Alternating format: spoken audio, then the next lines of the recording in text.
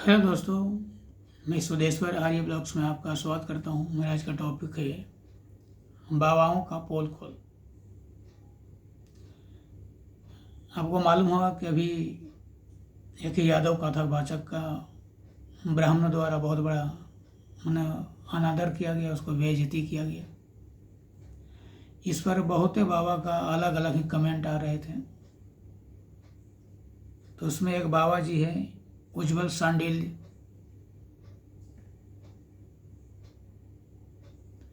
इनको कहना था कि देवयानी ब्राह्मणी थी, अयाति से शादी श्राप के कारण हुआ। मैंने बाबा जी को मैं बोलना चाहता हूँ कि श्राप से हुआ या जैसे भी हुआ, ब्राह्मणी की शादी अयाति के साथ हुआ कि नहीं,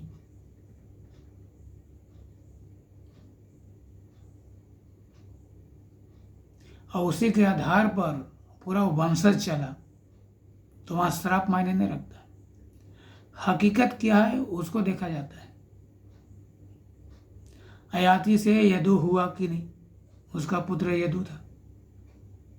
यदु से यादव वंश चला कि नहीं, और उसी यदु कुल में कृष्ण हुए कि नहीं।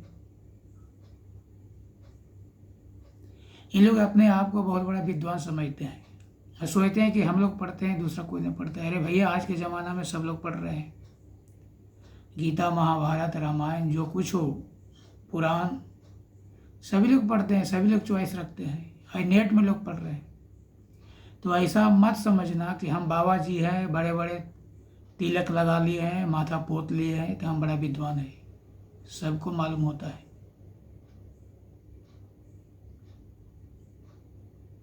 अब कह रहे हो कृष्ण क्षत्रिय थे,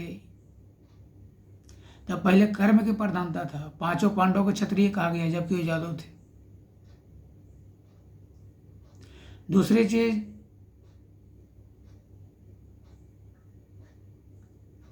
आपने कुमार विश्वास को कहा कि उसको पहले पढ़ो, बाद में आप कमेंट करो। कुमार विश्वास ने जो कहा बिल्कुल सही कहा है, क्योंकि व्यास ऋषि वो जन्म से ब्राह्मण नहीं है। सांडिल जी, आप ब्राह्मण इसलिए कहते हो कि आपका माँ बाप ब्राह्मण है। अगर माँ या बाप में दोनों कोई अलग जाति होता तो ब्राह्मण ने आप दोगला या वर्ण शंकर कहते। उसी तरह से व्यास ऋषि का जो पिता थे वो पराशर ऋषि थे, लेकिन उसका माता धीवर पुत्री जो मत्स्य गंधा थी वो शूद्रा थी। दोनों ब्राह्मण नहीं थे, तो उसे जन्म लेने वाला जो बच्चा होता है वो वर्ण शंकर होता है, दोगला होता है। तो कर्म के प्रधानता के कारण व्यास ऋषि कहलाए। वो जन्म से ब्राह्मण नहीं है, वो शूद्र ही है। इसलिए कुमार विश्वास कहा वो गलत नहीं, वो सही था। दूसरा पॉइंट था, उन्होंने कहा कि सारे जो महाभारत, पुराण या गीता सब लिखने वाला व्यास जी शूद्र थे, और छोटे जाति को ही उसको कथा नहीं कहने दिया जा रहा है। दूसरा था वाल्मीकि जी की दो कहानियां हैं। एक में तो बताया गया कि मैं प्रचेता का 10वां पुत्र हूँ, लेकिन दूसरा कहानी भी है कि वो बचपन से एक शिकारी थे, शिकार करके अपना परिवार के पालन पोषण करते थे। वाल्मीकि जी, उसका बचपन का नाम रत्नाकर था। नारद जी के संपर्क में आया, वो वाल्मीकि ऋषि बन गया, जो कि उसे भी दलित ही कहा जाता है, और आज वाल्मीकि समाज उसका जन्म दिवस भी मनाते हैं।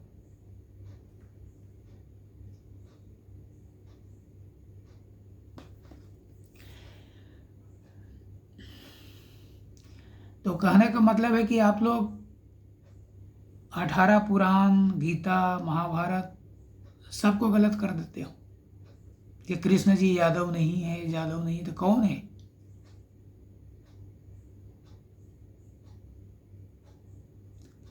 वो महाभारत में या सीरियल देखो, उसमें चिल्ला चिल्ला के कृष्ण जी बोल रहे हैं कि आज यादवों से लोहा लेने का किसी भी भारतवर्ष में किसी के पास दम नहीं है। भारतवर्ष में किसी के पास ताकत नहीं है कि यादवों से लोहा ले सके। कृष्ण जी खुद चिल्ला के बोल रहे हैं।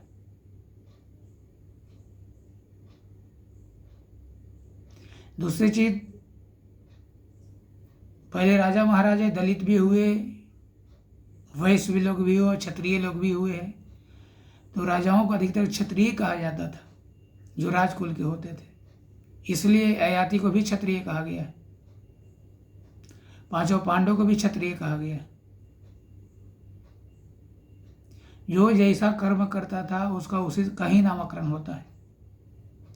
बहुत ऋषि दलित है, उसको भी ऋषि कहा गया, क्योंकि पहले कर्म की प्रधानता था, जन्म से नहीं। आज तो जन्म की प्रधानता है।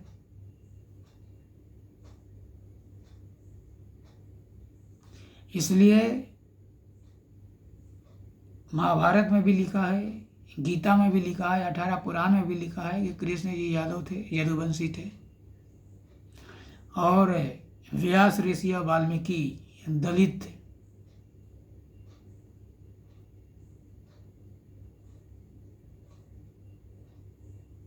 तो मैं वीडियो को यहीं विराम देता हूँ। मेरे वीडियो को आप लाइक करें, सब्सक्राइब करें, बेल आइकन को दबाएं, कहना बोले सारे वीडियो मिलते रहे। जय हिंद, जय भारत।